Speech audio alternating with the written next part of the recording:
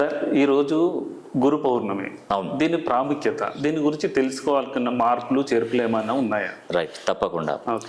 ఈ వీడియోను చూస్తున్నటువంటి ప్రతి ఒక్కరు కూడా దయచేసి ఈ వీడియోను షేర్ చేసే ప్రయత్నం చేయండి. ఓకే. ఎందుకంటే ఇది స్వస్తి శ్రీ పరాభవనామ సంవత్సరం. ఇది ఓకే. ఈ సంవత్సరం ఎప్పుడు మొదలైందంటే మొన్న ఉగాది నుండి మొదలైంది. ఎప్పుడు మార్చి 19వ తారీఖున కొత్త సాల్ పడింది మనకి. Okay sir. ఈ కొత్త సాల్ పడినప్పుడు మనకు నవనాయకులు ఉంటారు. అవును. అంటే 9 నవనాయకులు: సైన్యాధిపతి, ఆర్గాధిపతి, మేఘాధిపతి, సస్యాధిపతి, ధాన్యాధిపతి, ఆర్గాధిపతి, ఇట్లా కొన్ని నవనాయకులు ఉంటారు. అయితే ఈ సంవత్సరం ఓకే.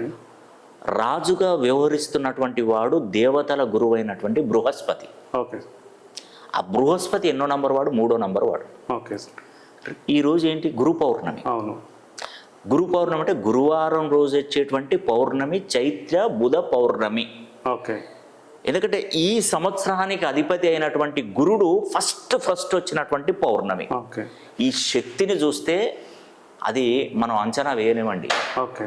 ఈ శక్తి అంచనా వేయలేము. ఓకే. ఎందుకంటే ఇప్పుడు గమనించండి, మనకి ఎక్కడండి కేరళలో ఉన్నటువంటి అనంత పద్మనాభ స్వామి టెంపుల్ ఉంది. మీకు ఐడియా ఉంది కదా? అవును. అవును సార్. అక్కడ ఎన్ని లక్షల కోట్ల సంపాదన దొరికిందండి నేలమాలిగలలో. ఓకే. ఎన్ని లక్షల కోట్లు బయటపడినాయి. అవును. దానిలో ఉన్నటువంటి అన్ని గదులు ఓపెన్ చేశారు. అది ఒక అద్భుతమైనటువంటి తిథి, వర్జ్యము, వారము, పౌర్ణమి రోజు. అవును.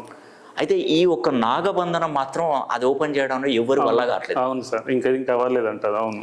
అది ఓపెన్ అయితే అది కావాలని స్టేట్మెంట్లు ఇచ్చిన అందరూ కూడా గుండెపోటు, యాక్సిడెంట్, ప్రమాదాలు ఏదో ఒకటి చనిపోతూనే ఉన్నారు.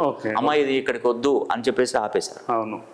అంటే నాగబంధనం అనేది ఉంటది దీనికి. అంటే ఇంత శక్తి కూడా, ఈ శక్తిని నిలువరించేది ఏంటంటే ఇలాంటివి పౌర్ణమిలు. Okay sir.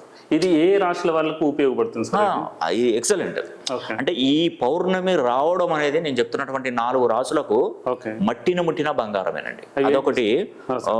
మనకు వచ్చేసి మేషం, మేషం, వృచ్చికం, ధనస్సు, మీనం. ఈ ధనస్సుకి మీనరాశికి అధిపతి మళ్ళీ గురువే. మేష వృచ్చిక రాశికి అధిపతి కుజుడు. కుజుడికి అత్యంత మిత్రుడు ఎవరంటే గురువు. ఈ 2 చాలా పవర్ఫుల్ అండి. ఈ పరాభవనామ సంవత్సరంలో వీళ్ళ శక్తి ఎలా పెరుగుతుందంటే అంచెలంచెలుగా అది పెరుగుతూనే వస్తుందంటే. ఉదాహరణకి 4 రాసులు ఉన్నాం అనుకోండి, వారికి ఏదైనా సమస్య వచ్చింది, డబ్బు ఇబ్బంది పడుతున్నారు, డబ్బు సంపాదించి నిలవట్లేదు. ఆ డబ్బును సంపాదించుకుంటారు ఖచ్చితంగా. నేను ఒకటే కోరుతున్నాను మిమ్మల్ని, ఒక పేరులో 270 డిగ్రీస్ పైన ప్రోగ్రామ్ చేయాలి. అదొకటే నేను